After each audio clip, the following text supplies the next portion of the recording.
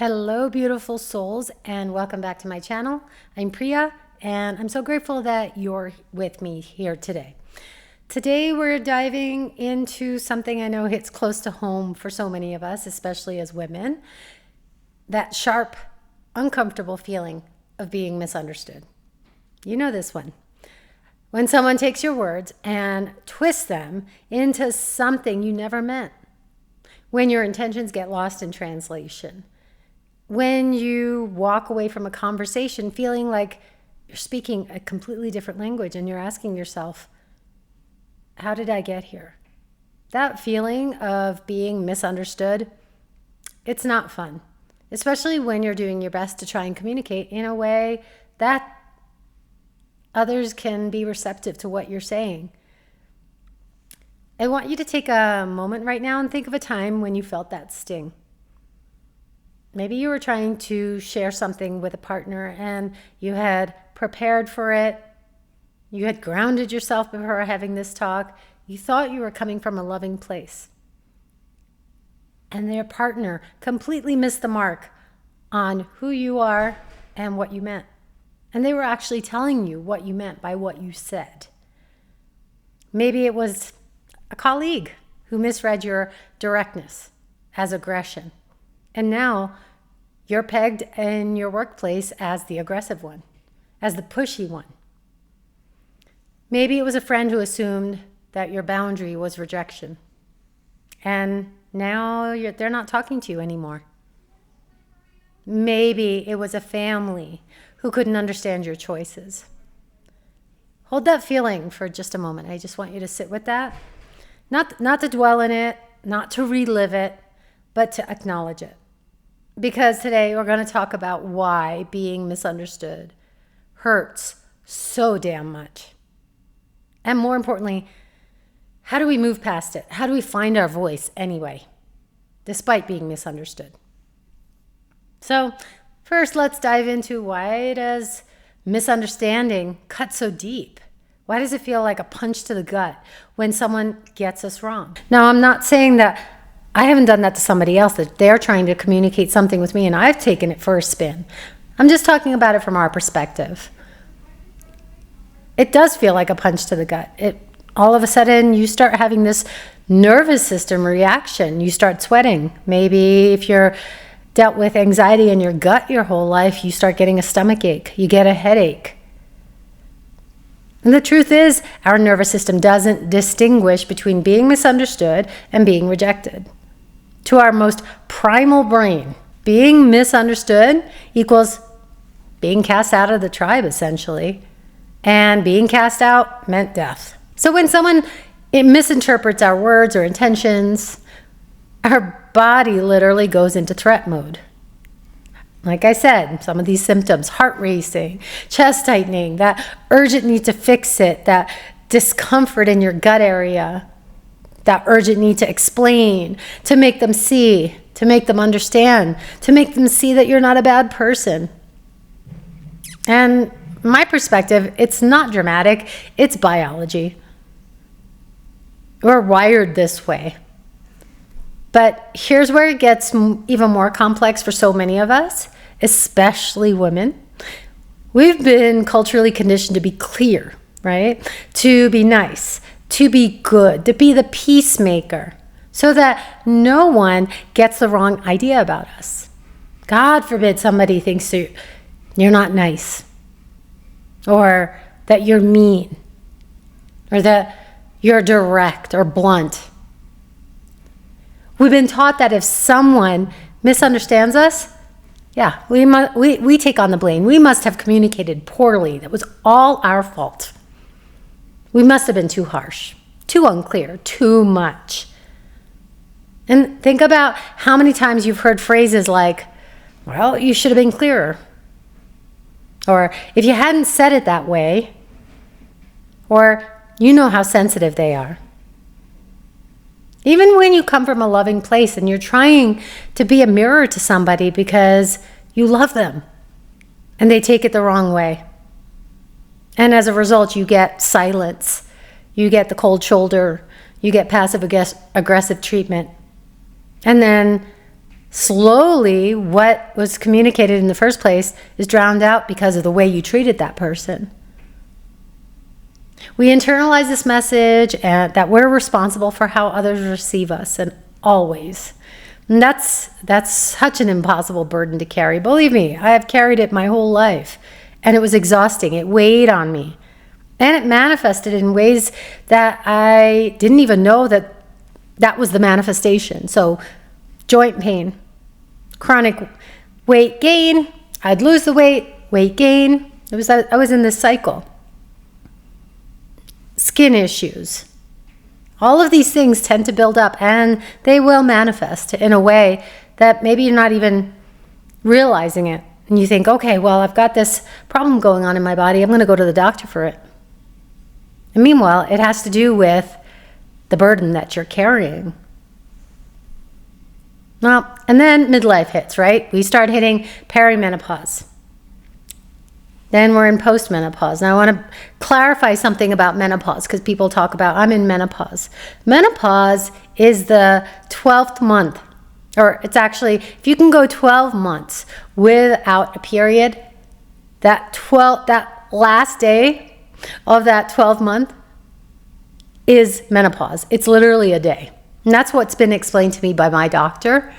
So I'm not just pulling this out from Google. So everything leading up to that point, we're in perimenopause. And that can be anywhere from, 1 year to 10 years. It can go longer. You don't even realize it, that your body is changing. And then once you move past that day of menopause, now you're post-menopausal. So this is such an expansive period in a woman's life. Just imagine, we've talked about this, that you have your period. You might be, I think children today are getting their period a lot earlier. For me, it was around 11, 12. My body's prepping for when I'm a little bit older to have babies. And then you hit this period where now this reproductive system is shifting in your body. And you're like, what the heck is happening to me? Something is shifting. That voice inside of us that we've politely been managing starts getting louder. Now, if you noticed, if you're in this phase, if you're in perimenopause, if you're postmenopausal, that you're starting to speak up more.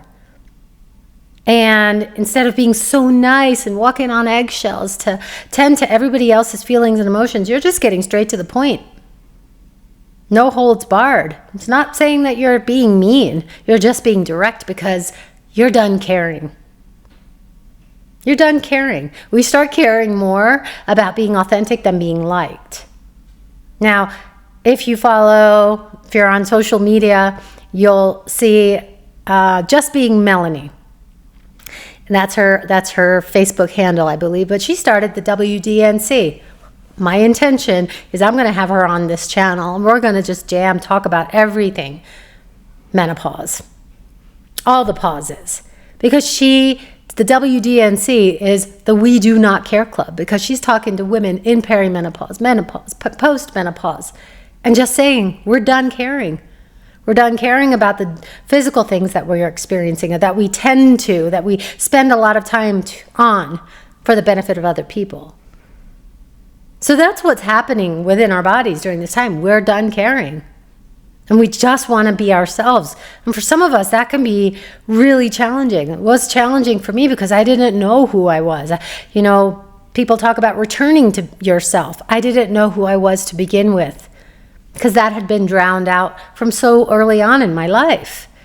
So it wasn't about rediscovering who I was. It was about discovering who I really am. So also in this period of time, we start speaking our truth instead of the truth that we think others want to hear. Instead of putting what we want to say, essentially what we've been doing is taking what we want to say, our actions, our words, and running it through ChatGPT, even before the start of ChatGPT, and saying, please say this in a way that's going to be received by others in a really nice, in a warm manner. Or in a loving way. And that's what we've been doing without ChatGPT our whole lives. is using our body, our system, to filter it through so that it can be received by others. So imagine how much work that is. It's so freaking exhausting. Would you agree? And then all of a sudden, you're doing all this work and we're being understood more often. That was my case. Not because we're communicating worse, but we're communicating more honestly. And honest communication, real, authentic expression, doesn't fit neatly into other people's expectations. And I've talked about a friend. I have a good friend. I call her my sister. I talk about her often on this channel. She's actually in my first episode with me. And that's what happened with her. She started communicating more honestly. She was the one in the family that was bringing things to the surface that needed to be said because nobody was saying it. And she's also South Indian, and both of us grew up essentially, put your fingers in your ears, say la la la la la, I can't hear you, just don't address it. So she started addressing some real issues that needed to be brought up. Not because she was being mean, not because she was being money hungry, not because of anything other than genuine concern and love for her family. You can only imagine how she felt when that was taken for a spin. The love, the care that she put into expressing herself was turned around, that she is money grubbing. That's what her intention is. She wants the money, she wants the house. And that she didn't really have genuine concern, even though what she had spoken about was about genuine concern for physical safety. And to this date, months later, might even be over a year, the dynamic in her family has changed because she communicated in an honest way. And they took her words and they misunderstood her. And they demanded an apology. Why should she apologize for being honest? And you might even notice that too. As you start communicating more honestly, that people are expecting you to apologize for hurting their feelings. No. If you've gone through this cycle your entire life of being the people pleaser, just being the nice girl all the time, you were essentially doing that your whole life, just apologizing for making somebody else feel uncomfortable. And now as we go into this next phase of our life, we're not apologizing. Yeah, of course, you're going to apologize when you do something that genuinely hurts someone. Or you're in the middle of a conversation, you cut them off. Or you're in a group conversation and you say something that maybe hurts them in front of other people. Yes, there's times where we have to hold responsibility for what we're saying so that, that keeps us in integrity with our word. But other times when you're just communicating out of love, out of honesty, out of concern for the person or the people that you're speaking with, you don't have to apologize for that. You don't have to apologize because their ego couldn't handle it. That's not your responsibility. That good girl conditioning tells us to shrink back, soften the edges, and make ourselves more palatable, easy to stomach for the other person. But that true self that's inside of you, whether you've discovered it or not, whether you're in a phase of rediscovery or discovering for the first time, that authentic self is saying, I'm done performing. I'm done packaging myself so neatly to make other people comfortable. And that's essentially, I like visuals. I like to explain it. Essentially, we've been wrapped into a beautiful present, nice little box, beautiful paper inside, nice little bow. It looks so beautiful. And that's how we have packaged ourselves to be able to communicate with others. Now, this time around in this part of my life, the wrapping is off, the box is torn up, everything inside is all over the place, and I am going to communicate that way. I don't need to package it in a nice way. So that collision of that good girl conditioning versus you speaking authentically, that's where the real growth happens. Growth always happens in a place of discomfort. And if you watch my episode from last week where, yeah, my ass was handed to me, I got some pretty intense feedback. But here in probably day 5 of this, I'm probably even beyond that, I am so grateful for that feedback. It changed everything. It catapulted me into this next level of growth. So when I got that feedback from my mentor last week, this is a perfect example. I could have totally, and I actually did that, even talking to a coworker, took what they said and I spun it and I misunderstood it. Meanwhile, it was objective feedback for me, for my benefit, for my growth. And I was offended for a couple of days. I didn't talk to that person for a couple of days. But now that I'm more settled with the feedback and I realized, wow, that was the best thing that I could have received. It allowed for such rapid growth in just a few days.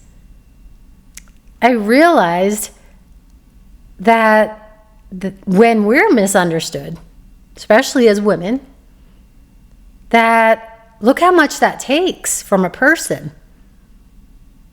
Look how much time that wastes. So what do we do when we feel misunderstood? Let's get honest about our patterns because, as I say in every episode, awareness is the first step to change. It is such a downplayed key, awareness.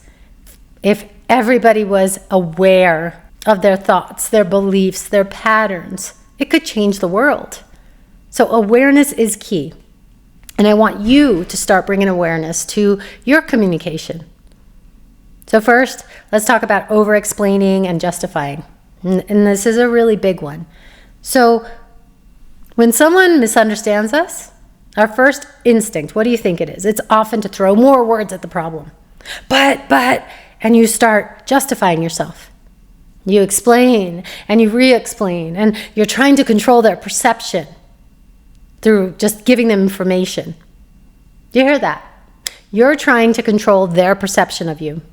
Meanwhile, just by the mere fact that they've misunderstood you, they've already got their perception. We can't control anything. We're trying to make them see, no, I'm not a bad person.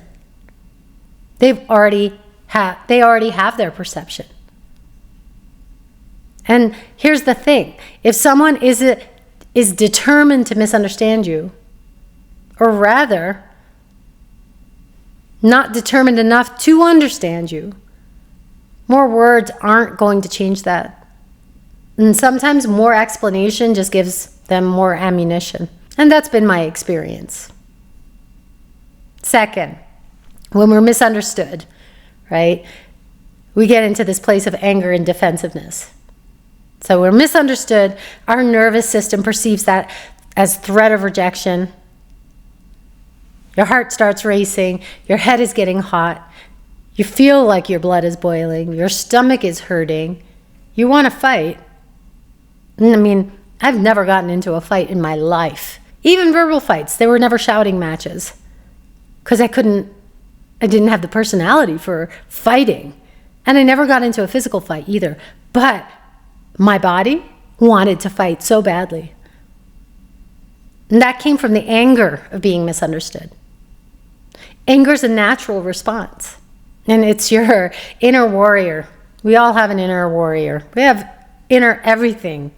Inner physician, inner goddess, inner God, inner everything. But that inner warrior is saying, how dare you mischaracterize me?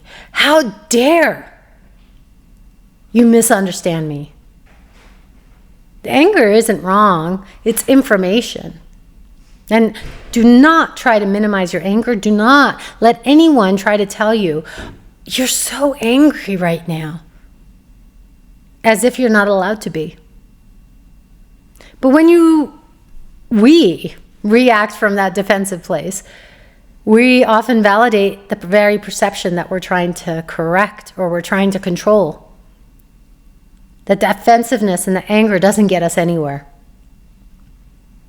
And third, we've talked about this a lot, people pleasing and apologizing. And this is where we are essentially, think of yourself as Play-Doh. We're contorting ourselves to make the other person comfortable again. We're doing and molding ourselves in such a way that they're going to accept us. And why do we do that? Who knows? For each person it's different. For me, I did this because I had this deep need of wanting to be accepted and liked. We apologize for things we didn't do wrong. We take responsibility for their misinterpretation. And as I've talked about, are you an over-responsibility taker? You take on one little thing. Next thing you know, you're taking on problems of the world. We say things like, I'm sorry if you took it that way. When what we really mean is, I'm sorry you chose to take it that way. Listen to the difference in those two sentences. I'm sorry you took it that way versus I'm sorry you chose to take it that way. The fourth thing we do, shutting down and withdrawing. Very familiar, very, very familiar with this pattern. It's kind of my go-to place, even as I'm doing this channel and being authentic and talking with you. But I'm aware of it. And instead of lasting 2 weeks, it just lasts a couple of days, sometimes hours, minutes. I move through it quicker. Sometimes the pain of being misunderstood feels so big that we just disappear. We stop sharing, stop being vulnerable, stop taking up space. We think everybody hates us. It feels safer, but it's like a form of spiritual death. That's how I've seen it before. You're shutting yourself down. So I can resonate with all of those patterns, and I do them at different times. The one thing I can say, though, is that I don't over-explain and justify anymore. This is something I used to do so much in the past, but I don't do it so much anymore. If I have something that I'm saying from a genuine place in my heart, from love, from concern, for the best interests of everyone that I perceive, I'm not going to apologize for that. If somebody misunderstands that, I'm going to leave it. So this is something that I've learned to move beyond.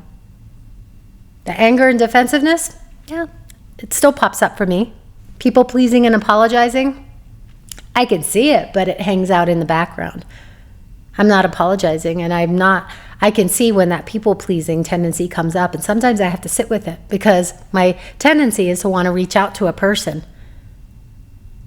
and text about something random to see if they're going to text me back, because then maybe they're not mad at me. Before, I used to do it right away. Now I just sit with it, and I'm aware of it and present with that. Oh, this pattern is here still. And then I move past it very, very quickly. And like I said, the shutting down and withdrawing, that was my MO, always my MO. I could give silent treatment for 2 weeks because that's what I received in my life. And now, when I find myself shutting down and withdrawing, I just am present with it. It doesn't last as long. And I'm able to come back to the place where I'm able to see the relationship for what it is, that it's a supportive relationship. Somebody's looking out for me. Now, there are those that somebody's not looking out for you. There are the narcissists. There are the toxic relationships, toxic friendships, intimate relationships. That's a whole different topic. But here I'm talking about when somebody has your best interests at heart. Now comes the hard truth. That one that's also incredibly liberating. We can't control how other people perceive us. We talked about that already. They already have their perceptions. We can speak with crystal clear clarity and still be misinterpreted. You could spend a whole day writing notes down, how you're going to talk about it. You can't control it. We can still be kind and still be seen as aggressive. We can be boundaried and still be labeled as mean. Why does this happen? It's because people don't hear our words. They hear them through the filter of their own experiences. their own wounds, their own fears and biases. So imagine that. Here you are, and here's the other person on the other side.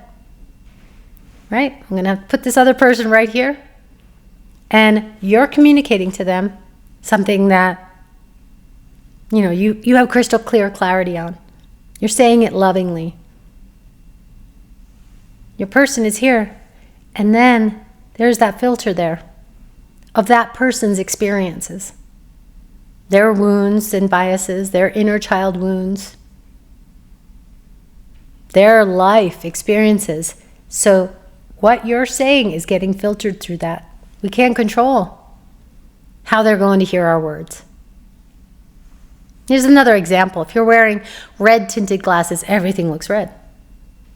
And so if someone has been hurt by direct communication in the past, your directness might feel threatening even when it's not.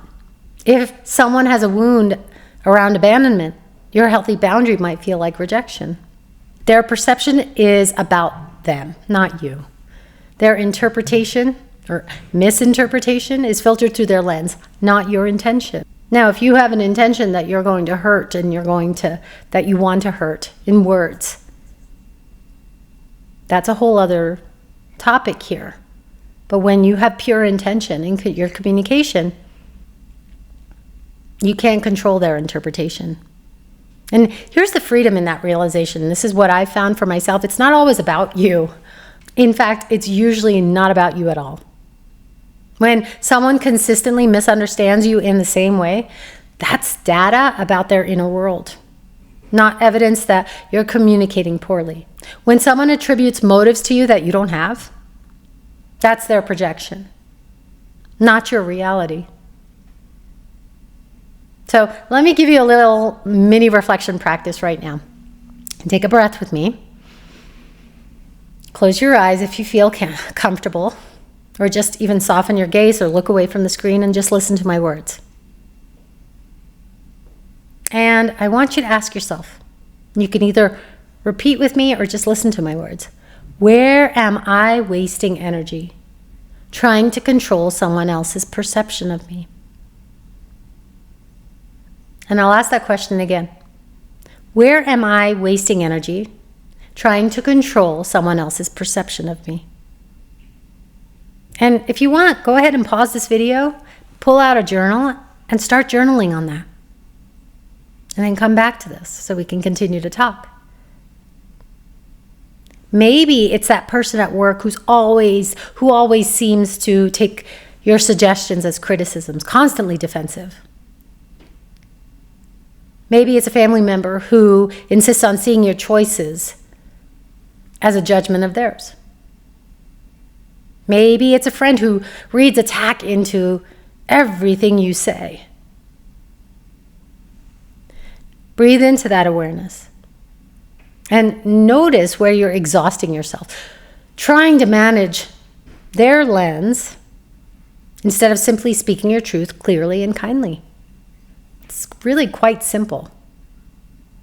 Speaking your truth clearly and kindly, with love, with compassion, with good intention.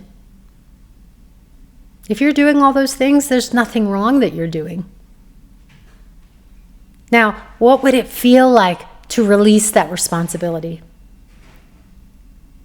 What would it feel like to say your piece and then let them make meaning of it however they need to? This doesn't mean we communicate carelessly or without compassion, like I said.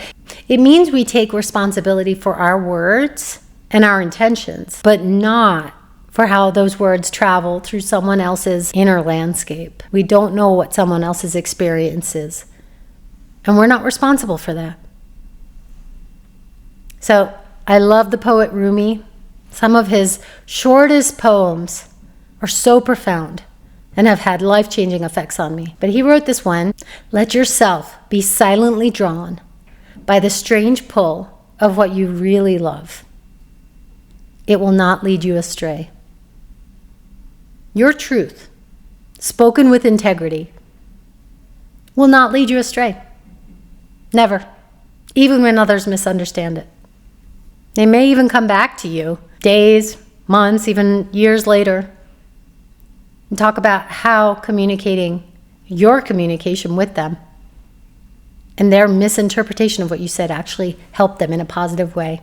So I want to talk about how we build resilience. How do we stay anchored in our truth when everybody seems determined to misread us? First thing I want you to do, anchor back into your own truth.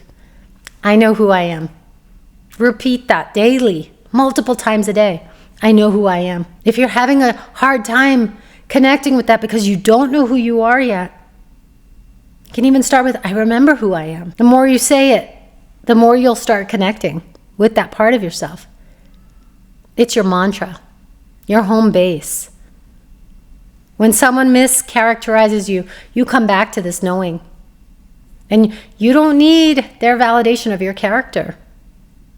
You have your own relationship with yourself. So I want you to start creating practices that help you remember who you are. For me, it's sound healing. I'm in this beautiful space right now, surrounded by my bowls, my gong, and my other sound healing instruments. The sound healing really helps me to connect with who I am, connects with that inner musician in me.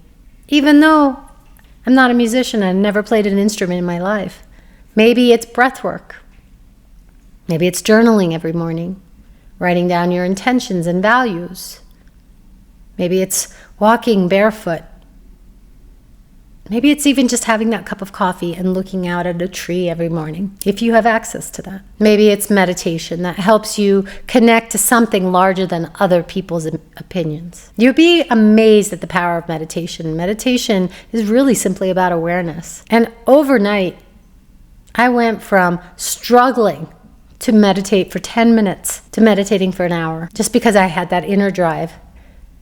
And I also had this place that I was not tolerating certain behaviors in my life anymore, from me and from others. I was tired. Second, develop healthy communication patterns. This takes time and it takes practice. It's like a muscle. In order to develop healthy communication patterns, you actually have to practice them. Sometimes clarification is worth it, and sometimes it's not. Learn to discern. When someone misunderstands you, you might say, that's not what I meant, but I appreciate you sharing how you heard it. This validates their experience without you taking responsibility for their interpretation. You can even try, oh, I could see how you might have heard it that way. What it actually meant was, and this offers clarity without defensiveness. Sometimes you might even say, I'm not responsible for how you choose to interpret my words, but I'm happy to clarify my actual intention if you're interested. And this one you can use for repeat offenders, the ones who are determined to misunderstand. And sometimes the most powerful response, I've said this many times on this channel, most powerful response is silence. You'd be amazed how powerful silence is. Sometimes the most loving thing you can do is let people believe whatever they need to believe about you, and focus your energy on people who are genuinely interested in understanding you. Not denying that it can be painful, but it will set you free. Third, reframe the discomfort.